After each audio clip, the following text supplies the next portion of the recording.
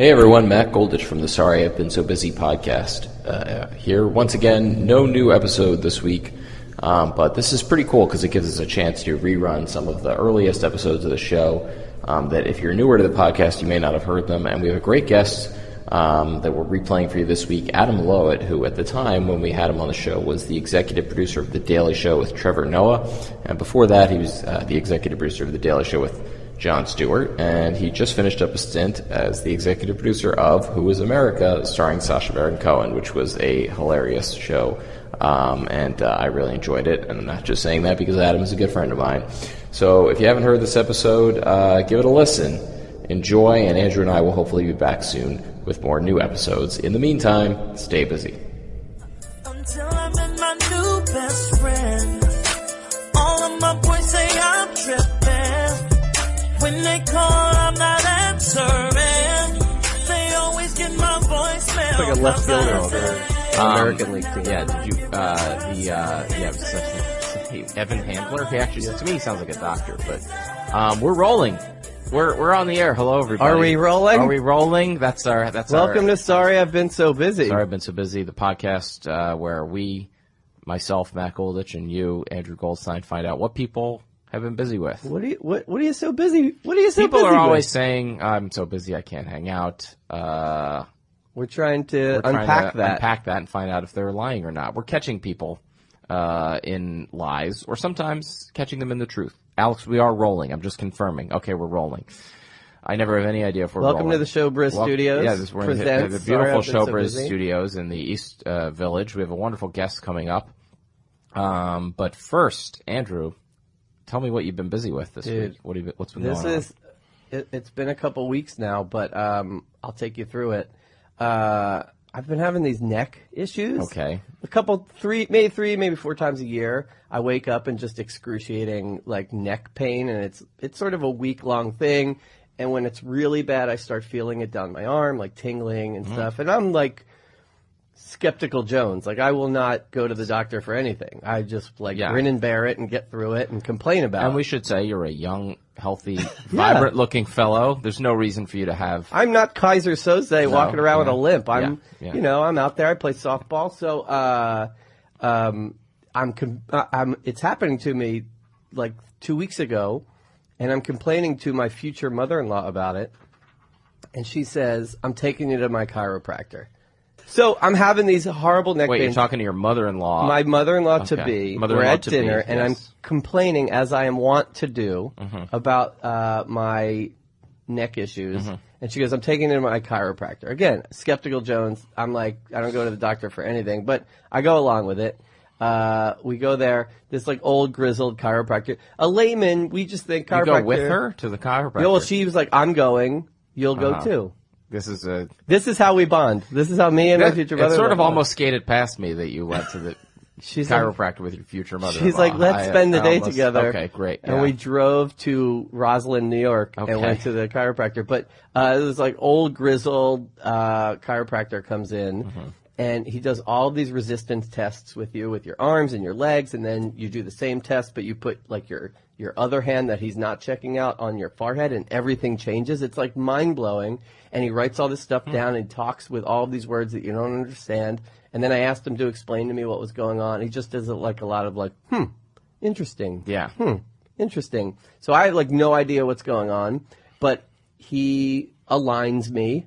He does a bunch of things. You just think it's a massage. You think you're going in, you're getting a massage. It's not that. No. He's pressing in specific areas, doing these specific things. I ended up walking out feeling like $1 million, but I had no idea what was going on. So he didn't give you any sort of diagnosis? He tried to, but I didn't understand anything. How to sit or how to walk? I didn't understand a word. This week, I go for my follow-up. He has a New York office right by my apartment. I go for a follow-up. And this time I meet with his younger, the young cool doctor in the office, this young female. And she takes me through the same battery of tests. And she she finishes the test and she says to me, you're a very good healer. And I go, oh, thank you. Thank you. And she goes, yeah, because according to what he wrote in your file, you were a train wreck. I go, what? A train wreck? She goes, yeah, you were. That's the medical term. She goes, he wrote it right here. She showed me with exclamation points. You were a train wreck. I was like, what kind of train wreck was I? Wow. She goes, yeah, were you ever in a car accident? I go, no. She goes, it could have fooled me. Apparently my whole right side has been in some form of like spasm for who knows how long. So you're not a wuss. I'm not a wuss. You had an actual problem. She said like my whole, and I can't explain it to you, but she said like my whole spine, not my spine, but this thing that covers the spine and goes from your skull all the way down to your tailbone is completely contorted and twisted and putting all this pressure on all the nerve endings in my like shoulder and neck and my like, and she's like, your rib cage is pushed up and it's compressing the nerves.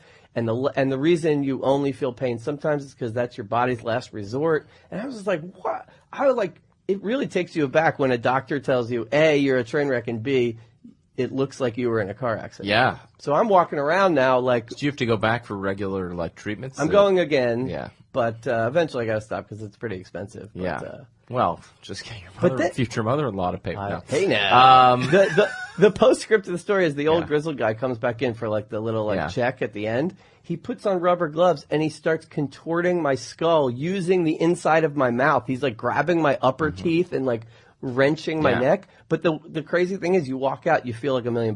Yeah. This reminds me of like my brother had some sort of like, was having like leg pain or something, or like some sort of like back pain, and like, is this Russ? No, this is the other one. He like tried all these physical therapists, and like then he like none of them could fit, and then he went to this other guy and he's like, let's go out to your car.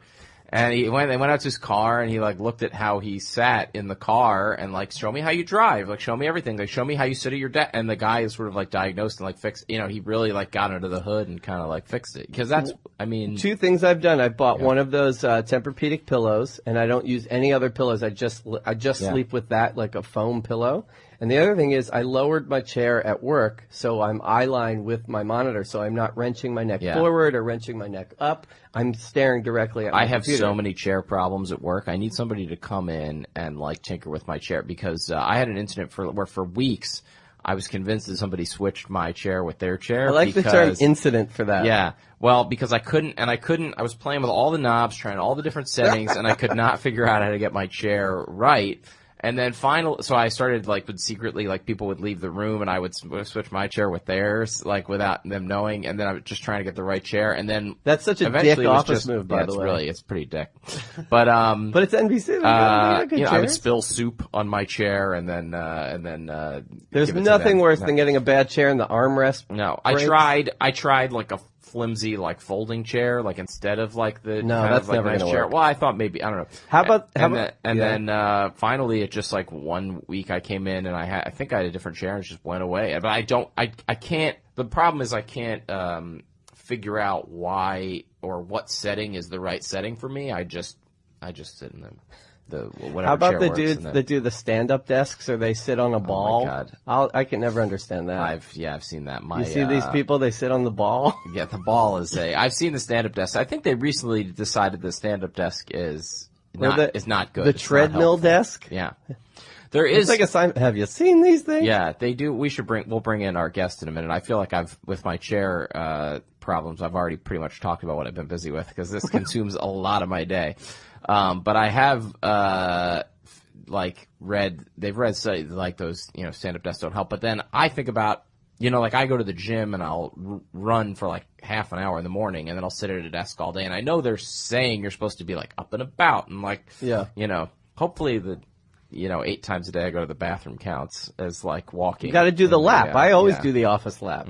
I do very few laps other than bathroom and back, or I am a big proponent of walking out to grab lunch just to get up in the middle of the day and break up your day. I should do that. It's not easy. We're wasting valuable time. We have a great guest right here in the studio, and we are just not even talking to him, which is this is a problem. We got to address this. It's an incident. It's an incident. There's an incident. How does he? Well, first of all, very good friend of mine, close friend. We've hung out many times, and You were at my goddamn wife's birthday party. I was at your wife's birthday party. Oh, we talked about that on the. I've hung out with him once watching World Cup. We watched the World Cup with him, so it was at least a couple years ago. Well, we're burying the lead. The executive producer of the Daily Show and the what do you call yourself? Senior Jewish contributor? Did I get that right? Senior Jewish correspondent. Senior Jewish correspondent. Yeah. He goes out in the field. Adam Lowitt is here. Welcome. Thank you for being here. You'll add the applause later. Yes, we'll add that later. We'll edit that We'll in. sweeten it. We have some woos. How's your chair? Is your chair good? Halfway through your stories, I was like, I was sort of intent listening, and then you were talking about an armrest or something, and then I looked down and I was like, those fucks have an armrest, and I don't. Oh, wait, are you allowed to swear? I'm the only one. Matt's the only one with an armrest. Is this a clean show? I did. No, you can. No, you can swear. Yeah, I did not realize the that Showbiz Studios has one chair with armrest. The other chair. We sort of. I don't know what happened the first time we did the show. I decided I'm just like sitting at the head of the table, and I sort of like. It's a good move. And then. Well, you have to say the motzi. We're just going there right away. The Jewish, but we already talked about our. I think neck pain the chiropractor was going there.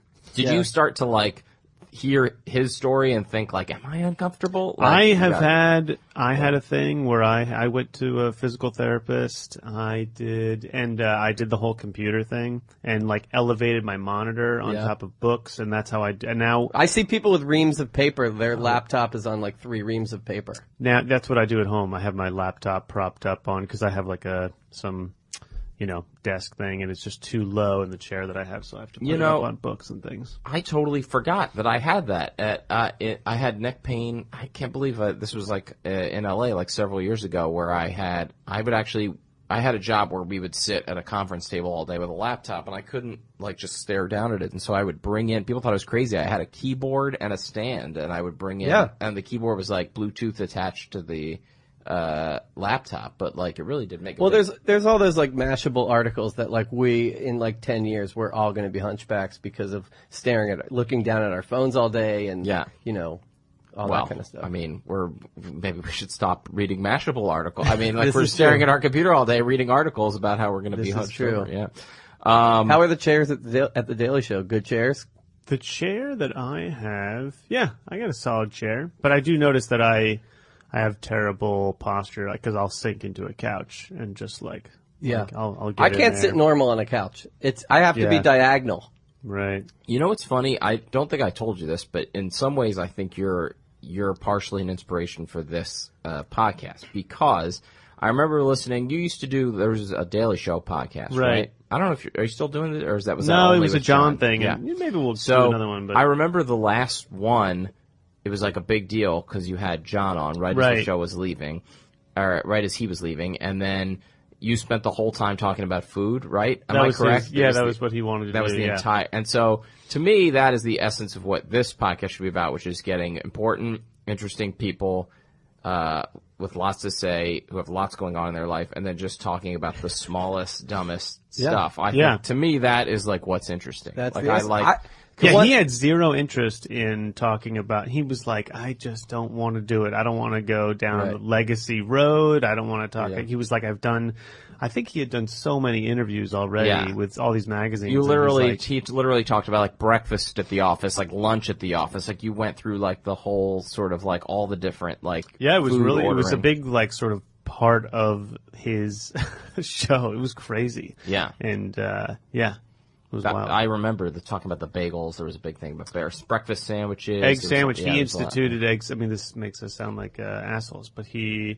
all of a sudden someone was like, what if we got scones? I mean, this is years ago, where it was like, what if we got scones one day? And then they were like, what if instead of scones, how about egg sandwiches? And John was like, why don't we do both? And so we got egg sandwiches, and then the egg sandwiches used to come on rolls, like a Kaiser roll. And he was like, it's too much bread. And I think he was probably like, hey, guess what? I fucking run this place. English muffin it is. There you go. I hate an egg sandwich on like a Kaiser roll. It's too much roll. Yeah. Andrew and I are both holding firm to the idea that this is interesting to people. That talking about like I think so. chairs and searching the internet and like food is interesting to people because it's funny because the only episode of the Daily Show podcast I ever listened to was the Ian Berger episode where the whole episode was about pizza. Oh yeah, I remember that one. But he's like Mr. Pizza. We'll hopefully have him on too. Dr. Pizza. And that was related to the content of the show because you guys had done a lot of pizza related bits. Yeah. You know. I can't believe who just could cut the pizza with a fork Kasich, this right? week. Yeah. I know. Did he not? I mean, that was the most viral thing. You know what's so interesting? In the history, Jon Stewart railing on Donald Trump for... It's interesting because Trevor hadn't seen, I believe, like that episode. Yeah. And he was like, did you guys see John Kasich? You know, like everyone's making a big deal about John Kasich eating pizza with a knife and fork. And we're Right. Like, we got to show you something. Well, that's why they brought him in, right? For the outsider perspective. I mean, like, he's coming at it from an angle of like, hey, you got a hot piece of pizza. It's a nice knife and tie. fork. Yeah, right, exactly. Why would you? Yeah. My grandma used to say, hot piece of pizza, if you cut the tip off, I know the circumcision jokes abound, but if you fork and knife the tip off and eat it with a fork and knife, the rest of the slice cools down. I don't think that's scientifically proven. No, I think that's so. But that was her thing. So to me, fork and knife isn't the strangest thing, but obviously, you know, I believe stridently in folding the slice and the whole thing. But I also believe in, like, you know, challenging our belief systems about these things. Like, why do something just because it's always been done that way? You know? But Sam Hinkie, the Sixers GM. Well, now we're getting into real. That was for Michael Lever, Yeah. who was an ardent listener of the podcast. By the way, thank you for missing. We can edit this out if you're. But I know you're missing therapy for this, and so that's a big. Oh yeah, huge. I mean, I'm This is going your to pay therapy. for it Yeah. dearly. Yeah. But yeah, well, hopefully we can work some stuff out. And how did we? So you and I'll I just call you Dad for the rest exactly. of this episode. Yeah. How did we? So we met doing what, stand up, I guess, probably about. Yeah, we did. As far as I can remember, you know what? Wait a minute. So at first I was going to say that we did that Heave storytelling show, which yeah. I know we did together. That was a long time ago. But I think I did your and Chris Jurick's show at Swift. Did you guys used to do a show there? Yes. It was. This was probably like a long time ago, 2004, 2005, or something. This was before we went. Rafifi. We had a show at Swift called Twin Killing. Yep. Right. Comedy show. And it was in the back of a bar, and it was a room where it was one of these, it's a nightmare gig if you're a comedian, because it's one of these rooms where not everybody who's there knew that there was going to be a comedy show. Right. And so you are sort of springing it on some of the people there. I can't remember if I was doing it or if I just come to, I think I must have been on, I must have been doing it. But I must have seen you around. We must have seen each other around. For you I was there when Mulaney did it, and like the mic, there was no mic or something. That's so funny. So, well, two things about that show. One is I guess we would do it every other Monday or Tuesday or something, but once a month there was a Doctor Who fan club that would meet at the exact same time. You guys were there when I was there for my Doctor Who fan club? Yeah, right? Yeah, that was you. No, I don't, and I know zero about Doctor Who, but somehow they would come back. We sort of were like, hey, sorry about this. It was like a double booking, but they would come back and have their meeting every month during our show, and they would participate and like have fun, and they would enjoy the show. But then I remember once we got Aziz to do the show, Aziz Ansari, and I was so excited we had him on, and we showed up and he showed up and the microphone wasn't working, and I felt so bad. Because back then, Aziz, you would feel bad about, like he was already. Sure. I mean, he was, I think he was doing like. Well, he was running the Doctor Who meeting, so it was a major inconvenience. Right. No, I think he was doing Human Giant and things. I mean, it was a big deal to get, but it was, you did a show with Mulaney where the, where the mic didn't work. Unless I don't think anyone else was running shows. The mic there. probably didn't work like half the time. Right. Yeah. But I don't remember that. I must have met you. Maybe it was just around. I don't know. You started doing stand-up in Florida, is that right? Or in college? Yeah. First set, I was 19. I started at Florida State and then transferred to University of Florida. So the first set was at this place called the Cow House, which I don't think is even around anymore, in Tallahassee. And I don't know if he was on the show, but the second set I ever did was emceed by now Daily Show correspondent Roy Wood Jr. Yes. I didn't tell you this, but I saw him. I met him at backstage. We saw Neil Brennan's show the same night. Yeah. And he was telling me about that because I told him I know you. Yeah. That's and then he said you guys used to do like road stuff together in Florida, or like definitely not. No, he made that but up. Unless I'm forgetting it. But I did 3 shows in Tallahassee. He's had a more interesting life, so I'm going to say it's more likely that he's forgotten it. He's done more I think places. He probably he's just done more did. things, have been more places. It would be more likely that he would have forgotten it. He probably just did a road gig with like a bald Jewish guy, and he was like, "We Yeah. used to go on the road together." No, but he Balding at the time. right. Yeah. Actually, back then, no, back No? then I had a killer head of hair, and not even a hint that anything could possibly go south. I remember Hair world was your oyster. I remember shooting some video for like a film class in probably like junior year or something, and I remember like in the thing I take off my hat and I'm like acting like I'm some dude who's pissed off or whatever, and there's like, you know, sometimes you're wearing a hat and your hair just like parts a certain way, and I remember looking at it and being like, "That, how funny is it that it looks like I'm balding, like I'm about to?" And I was like, "What a like," and I would like show it as though it was comical. The idea that you would be balding is but it was so far fetched. What was like the line of demarcation where it was like, holy shit, I'm going bald? When did when I moved to New York? Well, that'll do it. I think it was you know, it was sort of one of those like I don't remember where I was. There's a couple of incidents where I was like, the worst place to be is an elevator with a ton of mirrors and you're alone, just like drunk going up. I think I went to the Emmy, like my first year at the Daily Show, they brought everyone out to the Emmys. So this is like 2002. And I think I was probably drunk in a what a great elevator. Emmy story. Yeah. We won that year, but I realized I was going bald. So it was a mixed bag. Yeah. Much bigger loss than a win. But I remember, you know, you're just like, oh. We should say you're one of these guys who you carry a bald head. You own it. Yeah. It suits you. Yeah, it does suit you. I think a lot of people. I also did not have a great head. If you look at old photos, it was like. Well, I was going to say, what kind of hair did you have? Did you have like really a mane? thick curly hair? No. Oh, like a curly, like a Jufro-y kind of thing? Big time Jufro. I don't know if I don't know that I've seen any old photos of you. Is that why you had to transfer from Florida looking State to Florida? So you're out in the car into the Jufro doing road gigs with Roy Wood Jr. Right. And I was like, hey man, can we pull over? I need a pick.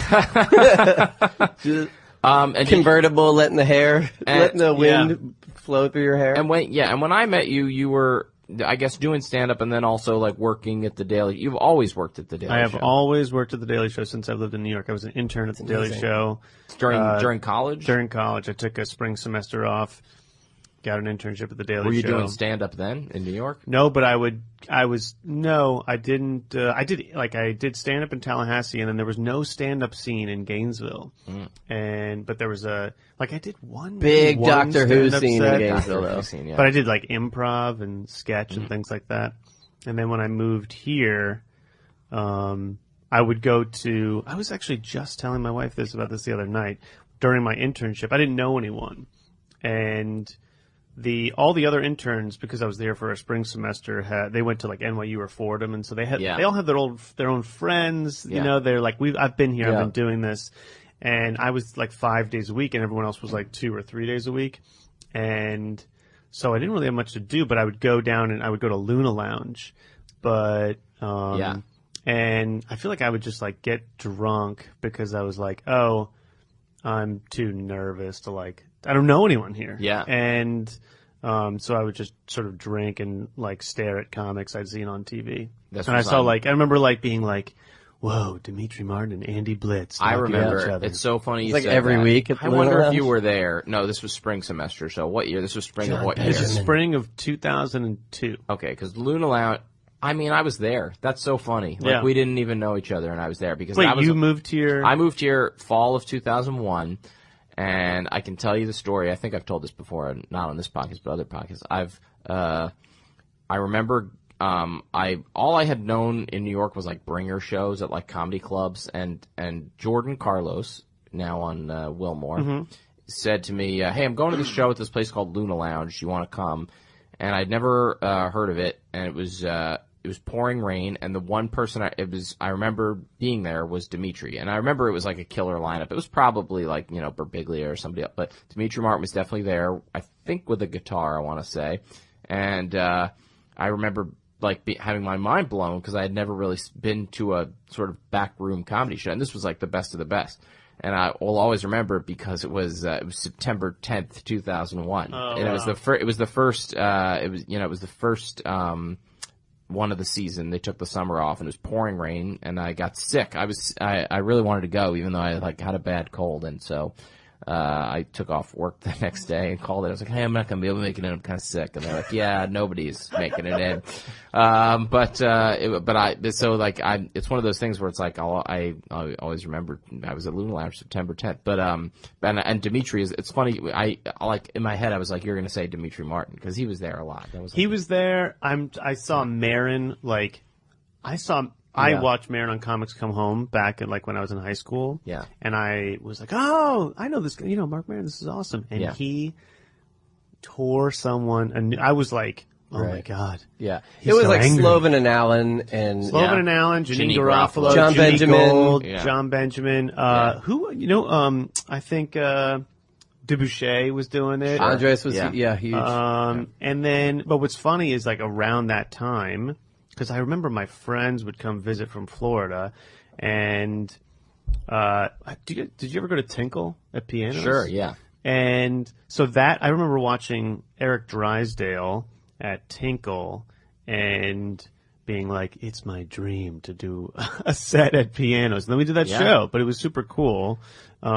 We briefly, how many years? Well, it was probably a year or two we did the show at Pianos. I don't know. I think after you moved to LA, right. You were doing it before me. Yeah, I don't even remember. Yeah. We were sort of like comedy friends, I would say, in New York, and then I moved to LA, and somehow moving across the country, we became like real friends. Better friends. Yeah, I don't know how that happened, but it was just sort of the way. We also our lives have taken similar turns, I would say. So we got married. Well, you got married after I did, but we got married. Now we have babies, and our wives are friends, and so that helps a lot. But I have neck pain. You have neck pain. Well, there you go. And you are getting married. Yeah, I am getting married. When are you getting married? October 1st. Fun. Yeah. We're in the thick of planning and everything. But just spending a lot of time with my mother-in-law at different chiropractor offices. When you were telling that story, I was like, I should have a better relationship with my mother-in-law. I hope I could inspire you. Yeah. You have what? To have a better relationship with your mom. I'm lucky. I'm marrying into a fantastic family. My in-laws are cool, but they just don't live nearby, Right. and nor would I.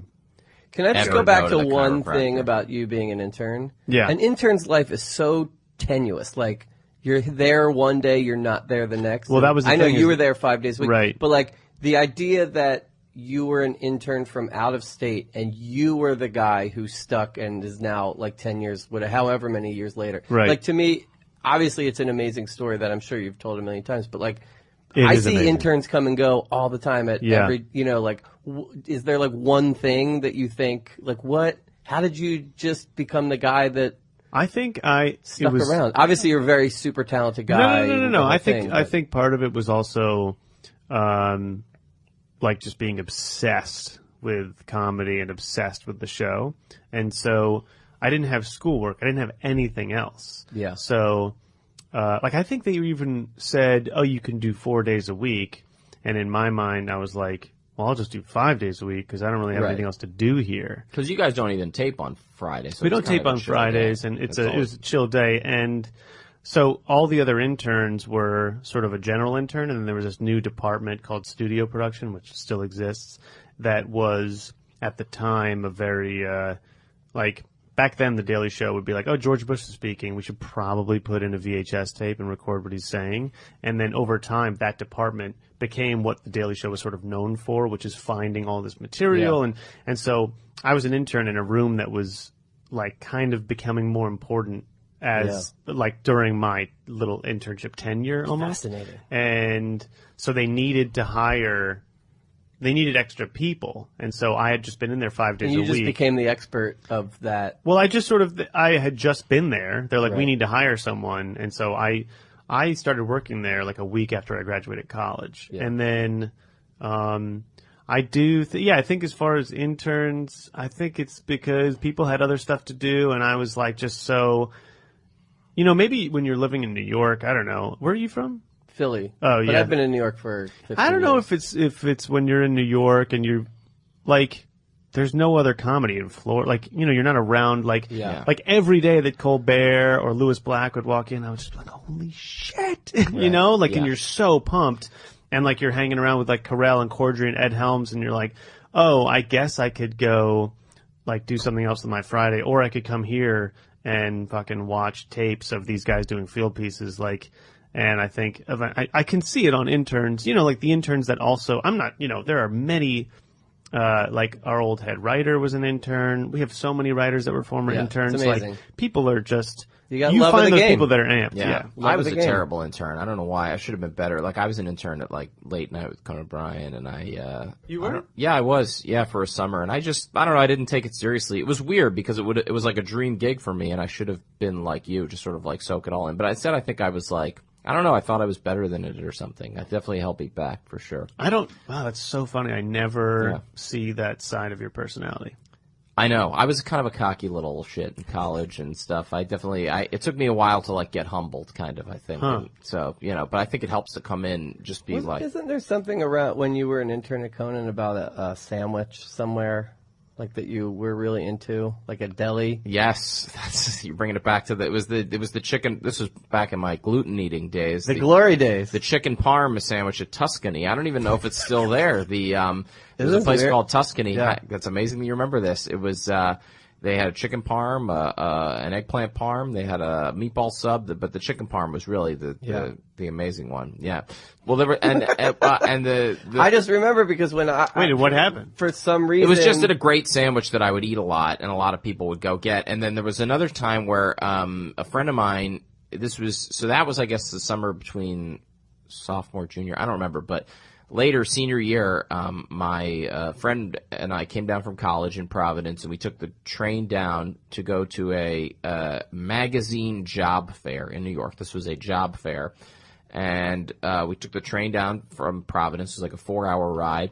Get to the fair. There's like a 2.5-hour wait to get in, and we run into somebody leaving, and who we know, and she said it's useless in there. They're just like literally like people are handing like stacks of like hundreds of resumes, and you're not even have time to like talk to anybody. It's just like handing your. And so we went to that chicken parm place, got a chicken parm, and then we took the train back to Providence. We didn't even go to that. I literally once. I think it's like an because 8-hour round I trip started for that working at sandwich. 1775 Broadway, which is right there in Columbus Circle, and I think I told you, and you were like, "Oh, you got to go to Tuscany." Yeah, it was great. Yeah. Anyway, Should we? I mean, like, I don't know. So I know your typical day probably begins at like 5 a.m. You get woken up by, or no? I go till 6. Are you up at 5? No, I'm just not. For some reason, I'm imagining that your baby is younger. But what's funny is that yours is. Did you get unplugged there? I know that yours is a few months younger than ours. Yeah, she is just over 9 months. But you, when we went on vacation together, I don't remember if this happened with you when you were there or when it was a few days earlier. But our kid was like, because we have different, like you guys will pop in and sort of like see how he's doing, and we. Are like shut the door, see in the morning. Not like assholes, we just whatever. And it's like that movie Room, if you've seen that. But in the morning, I've been self-conscious because we let her cry, and like we try and keep it to a certain time. And I don't remember if she was like shrieking, and I couldn't tell if you guys were in the bedroom. No, it was fine. No, we were enjoying ourselves. Yeah. But I'm up at 6. And my wife and I. Is it really 6? Is 6. that when she wakes up? Yeah. Yeah. We have we have a solid routine where up at 6, I jump in the shower.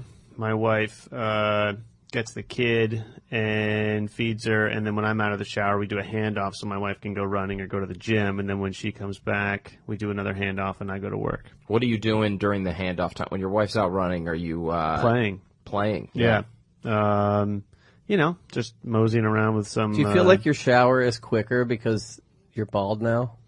I thought you were going to say because I have a was going to kid. be because he has a kid. I really thought. Is it quicker because I'm saying bald? it's an unintended, There positive. are sometimes you can get in and out. It's interesting when I see people, like, there are times when I go, like, when I see someone, like putting something in their hair, like hair product, and I was like, oh, yeah, like, I used to, like, I forget that part of my life is gone. Yeah, it's just gone. It's just gone. And, think of how much money you've saved on conditioner. And Dip hair gel. Mousse. Yeah. No more mousse. No more mousse. Oh my God, you've no idea how often I'm moosing. I'm wasting time. I'm wasting money. I've spent 45 minutes a day just moosing. Yeah. And, but yeah, it's probably a quicker shower. I would think you're in and out. So you get out, you play. I play. I've recently started playing guitar for her, which is fun. And because she goes to like a music time or something during the day. And so I see photos of her with this other dude, and I was like, I can't let that guy replace me. So it's Dimitri Martin with the guitar. He's doing puns and palindromes. And so we He's just play doing around. non sequiturs for your 9-month-old. Okay, so your wife comes back, and then I head to work. Yeah, and so I'm in at work at 8:45. This is what I want to get into. Yeah. The Daily Show offices are far west side, like 10th Avenue, right? It's brutal. There's no 11th Avenue. 11th Avenue. There's no easy way to get there. I've worked on 57th, that Unitel office. That's like where Chappelle Show used to be and stuff. It's really tough to get over. There's no subway. No, it's the blue line. It's the ACE to 50th or the CE to 50th. Then you got to walk over. Those are long avenues, bro. Those are like double avenues. We used to be on 10th Avenue, and where Colbert and now Larry. So if you're running late, there is, besides a cab, there's no way that you what's your full commute? 45, 50, something like that. You've biked in the past, haven't you? Oh, I bike when it's warm. Because the bike actually, when I used to live in the East Village, that was actually like, I went toe-to-toe with my wife for a long time about moving to Brooklyn, because we used to live not far from the studio on 3rd Street. And one of my favorite things about New York is riding my bike everywhere. And I used to ride to work every day. And it made me so happy. And I was like, if we moved to Brooklyn, that like going over a bridge every day, and it is pretty brutal, but I think that I will do it again. Like I did it last summer. Right. But then you just take the West Side Highway up, and like there's that bike path, and you're right there. Right. Well, that's okay. Yeah. But I'm just saying, you take that subway to 50th, you're at least 15, 20-minute walk. No, it's not 20, but it's like on those avenues. 10, it feels 15. that way. It's a long walk every day. And then don't even get me started on the lunch options over at 11th Avenue. Well, we have it's better now because you have like Gotham West Market. Yeah, but we have catered lunch every day. Right. And so once I enter the building, you never have to leave. Not even have to, can't. Like, I mean, I never leave. I don't see it. I come in and then I leave afterwards. Yeah. At night. Is it so? Yeah, like I think people would want to know that. Like, is it like just a? Is it like a crazy day? Does it feel intense? Like, does it feel stressful, or is it like you have it down and it's sort of like it's more just structured? I've got to believe it's a well-oiled process at this point. Yeah, it was, and then Trevor came in, and you have to sort of. It's not like he doesn't get it. It's more like, let's find out how this guy wants to do it. Yeah. And that's been really fun to figure that out. And we're still figuring it out. If you watch the 1999 years, like that year of John's show, it looks nothing like The Daily Show. He's still doing Kilborn. Yeah. And I think I'm excited to see what Trevor, in 5 years is doing, because if he's doing it right, it should look more. It shouldn't look like the old Daily Show. Yeah. The early John, super sexist, right? Like Kilborn, still left over was from it? Kilborn. No, I'm just that was a joke about the instead of that was a Craig Kilborn joke. Instead of 5 questions, he did 4. Yeah. Manishjana. No, we dropped the motzi and we dropped the 4 questions. Let's go. How much of your day is in meetings, and how much of it is like you alone? Rarely alone. Rarely alone. Well, if I take a script back, like a second pass is when I'll, we'll have a big meeting in the morning, figure out what we want to do, assign it out to writers. We have more meetings, and then. Because also you're involved in all aspects of the show. So you meet with the writers, you meet with the producer, you're meeting with the segment producers, I'm assuming. Yeah, for everything. The guest interviews. And, it's just like whatever it is. And we break stuff up, me and other EPs. Yeah. And then, but if we get something back, we'll usually get a second draft in at 1:30 and go, this is 9 pages and needs to be 5, and I'll take it and sort of edit it down, punch it up, throw out, a couple of gangs to writers, and really just try and, right now it's like if we go into rehearsal too heavy, that's sometimes the problem, as opposed to this isn't funny enough. It's just like, oh, there's so much we have to whittle down, and So you're not at your desk a lot during the typical day? No. Typical days I am, no, we're in like a conference room sort of just building the show. Yeah, no wonder you're slumped down in that couch. Yeah. Yeah. And then, so this has been a new, more recent thing that you've been on camera a few times, which is very, 2 or more? 2. Okay. I was supposed to be the third, I told you. Does that complicate your day? In what way? Like, when it's happening? Yeah, day of. Well, the first time you're producing the show, but you also are. Well, I've never written the thing day of. It's usually I don't mean that. Just like knowing that all of my other duties. Now I also. I kind of bow out. I say I'm going to do this thing, and also like the last time I couldn't because I was writing. I was writing the script with another writer, and I was like, I'm just gonna. And also, it's a second act of the show, so it's not like, I'm off doing this thing that's not for tonight. It's like I'm off doing this thing that is. Yeah. And because normally I would take a piece of the show, so I'm just like, I'm taking this piece of the show for the whole day. Got it. So so it's not like the days that you're on camera, the rest of the show just sucks because you can't devote any of your attention to it. It would be the part of the show that you would do anyway. You're just on it instead of just right. Yeah. But you have to build out some time for hair. I mean, not hair, but hair. Wow, you are really focused on it. I didn't even mean that. But I was going to say, like, that's you have funny. No, it's not. Maybe 5 minutes for makeup. There's not a lot of hair makeup time. No, well, actually, makeup time. I need a lot of powder up there. There you get go. that shine that's down. true. Well, there's a lot more real estate. But everybody's going to be Google imaging Adam Lowitt. Some guy sent me a picture, like some guy tweeted a picture of, like he's bald and he's like, now people are going to confuse me for you, like something like that, like after the first thing with a freeze of me on camera. He's a stalker. Yeah. Can you tell the story of the time you were supposed to be, have something on the show and then you had to, Yeah, I was supposed to do a bit when Bernie Sanders won New Hampshire. So, sorry to interrupt. I tell the story and then I interrupt and then no. So you're the Jewish. You are Jewish.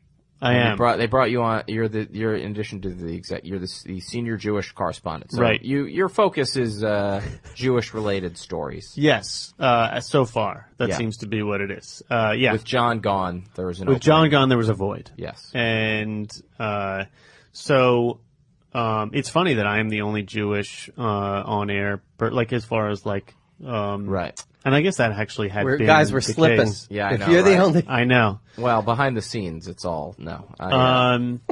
So, yeah, I did the first one about pandering to the Republicans, pandering to the Republican Jewish it was Coalition. Great. You killed. I'm just going to say it. Thank you. Yeah, it was super fun. You crushed. I was like, oh wow, this is fun as shit. And then I was going to do a second one when Bernie won New Hampshire, all about like because he was the first Jewish candidate to win a national or to win a primary, and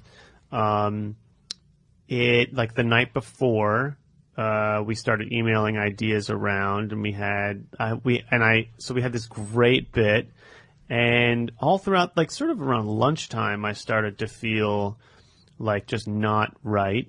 And then, so I got my suit on, I go down to rehearsal, and rehearsal, like, just something felt up, but it was fine. And it was, oh, God, it's so funny because I remember even, like, the closer on that bit was so fun. We had this whole, like, callback to, like, we were sort of calling out to Jews, like, this is our time. And we had this idea about, I would sing that. It was right after the Super Bowl. Mm-hmm. It was like that week. I think, the Super Bowl was on a Sunday. That New Hampshire primary was on a Tuesday. So we had a thing about like Bernie Sanders, like telling Jews to get information. And we had, instead of the Malcolm X on the football field, it was a Jewish star. It was fantastic. Great. And after rehearsal, I went upstairs and I was like, oh God, I feel nauseous. And the other writers were like, I don't know why this guy's getting so nervous. And, and I did one. It went great. Yeah. Yeah. It was very weird. And then, so we finished the script, and I was all ready to go, and even the president, I was walking down the hallway, but luckily what happened was we were going to tape it as an extra act because we were heavy and we were going to air it the next day. Yeah. And all of a sudden, like when right before the show started, I just started getting really sweaty. The president Obama was there. Okay. No.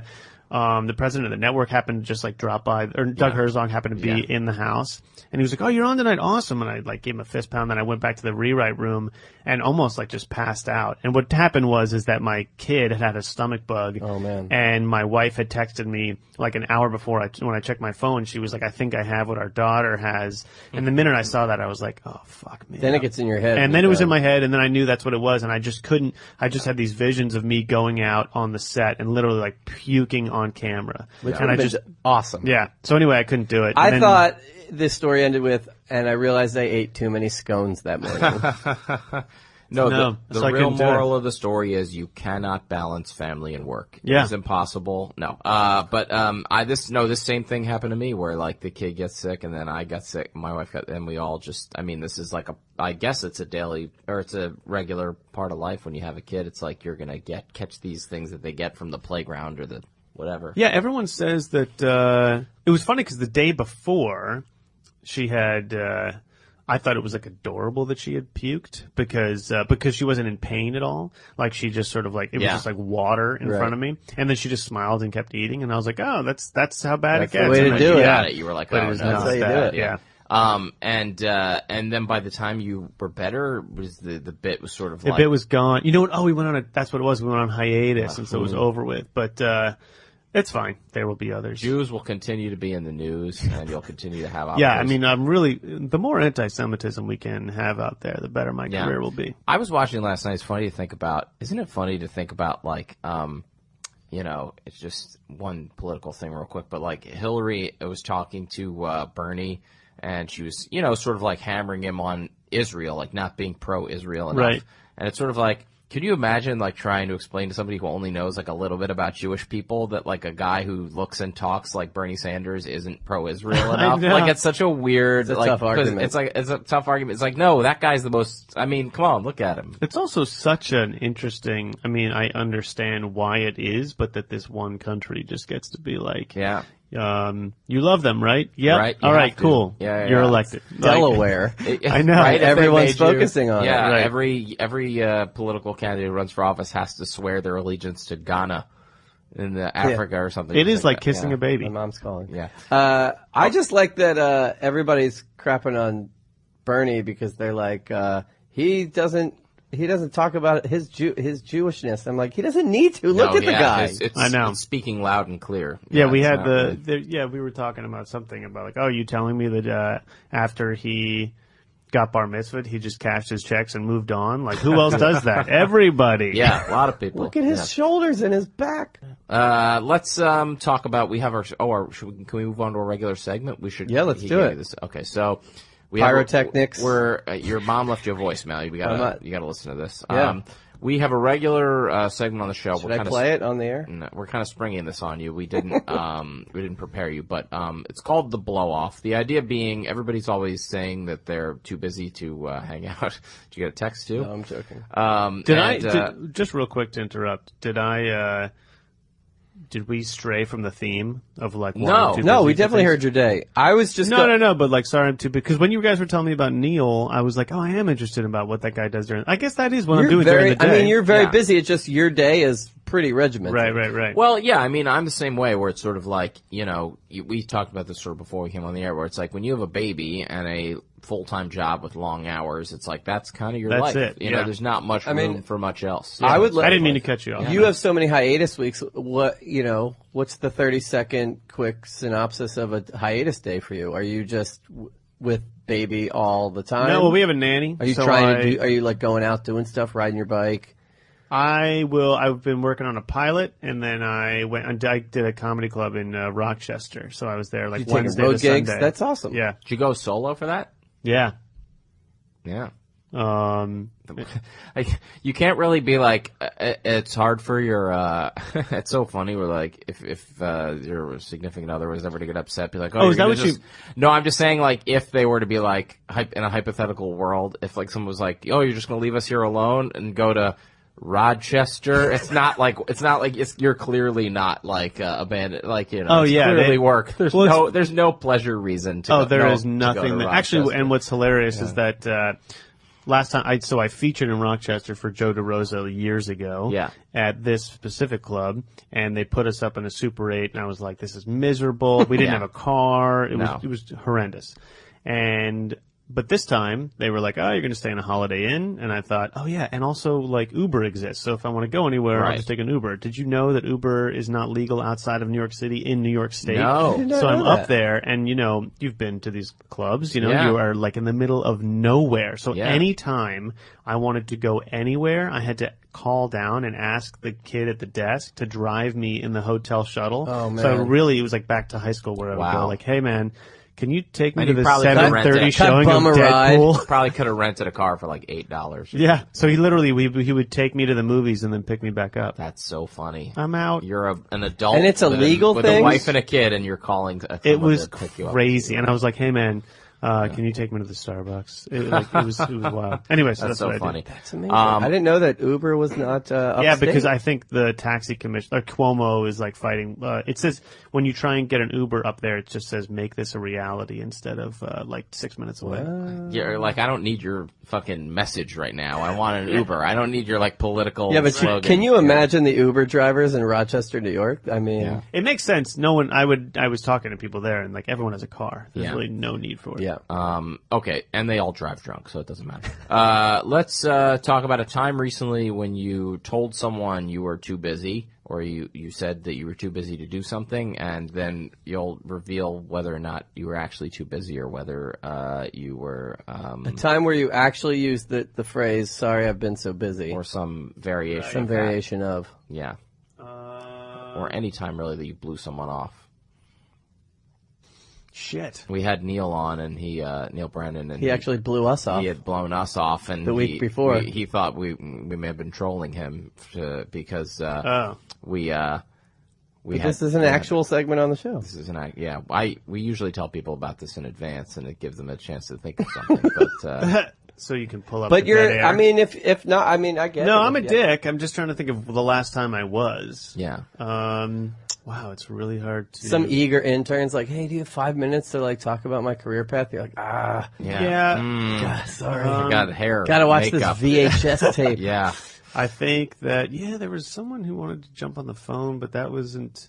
I'm trying to think of like a real hang, and someone that I blew off.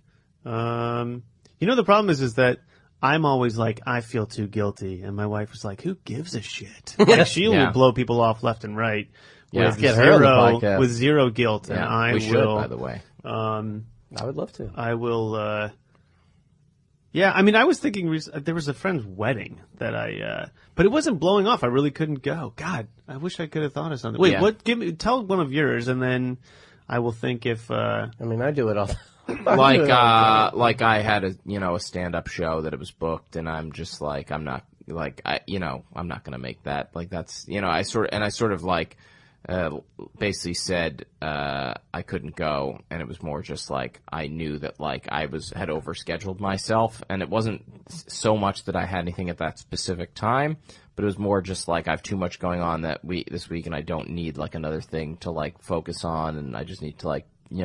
right. Be that's just like a general example. It's not a specific, but we had Marianne on and talking about how someone, she Like her salsa. friend wanted to have coffee, and she lied and said she was job searching, and really she was like out like wandering the West Side Highway by herself or something, like just like Or like just wanted getting to be coffee alone. by herself. Yeah, just getting coffee by herself. Just didn't feel wanted like to having be alone. coffee with that person. Right. It's fine. It's a fine answer to say that you're too nice a person. I think to, that's what it is. I actually- think, but it's less that I'm too nice a person. I think that the plans come so infrequently my way. Maybe it's that people know I have kids, or they just don't want to hang. But no, Yeah. I think when our kid, think that most plans I'm just like, oh, out of the house, Yeah. really, Yeah. that might be it. Well, Or and having a baby is a good excuse to get out of pretty much anything. So, I mean, I'll tell you what it was. we got one. All right, here we Well, go. it was when I was at this comedy club, and it was the guy wanted me to stick around and have a steak after the show. And It's so upstate New York. yeah, and He goes, "You to hang out," and I wanted. What time was this at? After the show, so it's like 9:30, 10 o'clock. Maybe Yeah. it's like the Thursday show. You want to get a ribeye at 10:30 p.m.? Well, he was talking about, that's what it was. He was talking about the last time he was like, you got to see how much, like, he's like, this place looks totally different. It used to be a dive bar next to it called like Daisy Duke's. Yeah. And they turned it into AJ's Steakhouse. And he goes, you should see it, man. We poured a lot of money into this place. It looks fantastic. And the steakhouse is separate host from of the Restaurant comedy club. Impossible. And the steakhouse does look amazing, and it was super cool. And they hadn't put like a cent into the actual comedy club. Yeah. Like it was still just a shitty like room. But he was like, oh, and I was like, I want to go. I never get time alone, so I'm just going to go back to my hotel room and watch this. I'd never seen Better Call Saul, so I started watching that. Oh yeah. Well, that's So totally we invited worth it. you for a steak, Yeah. and you're like, I'm. You said like I'm exhausted because I have a kid and I wake up at 6. You sort of. I like, probably was or you were like, just I like, probably eh. was like, he also was like, oh, if you want to go out, give me a call. I can pick you up and we can go to a bar or something. And I said, yeah, like, all right. I think I still as an adult. Ken from the Super 8's waiting on me. I gotta think go. Still as an adult, I'm learning how to blow people off properly. Yeah. Because I'm even like, my wife and I talk about this all the time, which is that person as full of shit as I am? Right. Is the person with the invitation. You know when someone's like, we should hang. Yeah. And then I'm like, oh, I gotta hang with this person? How do I tell them? Yeah. And you're like, oh, was that just as disingenuous? Is everyone as disingenuous? I do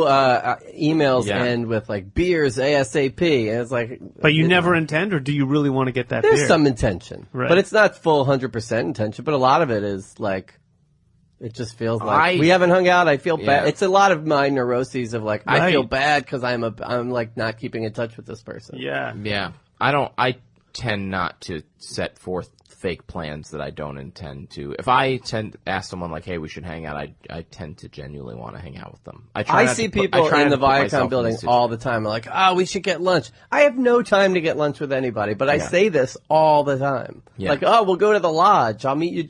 Never happens. Yeah. And when someone says it to you, do you go, oh, we should hang? I'm like, yeah, definitely hit me up. Well, I'm in the Global. Right. And I can't say like, I'm too busy. I never say. I will like basically lie. I mean, the better thing is, just to say, yeah, it's on.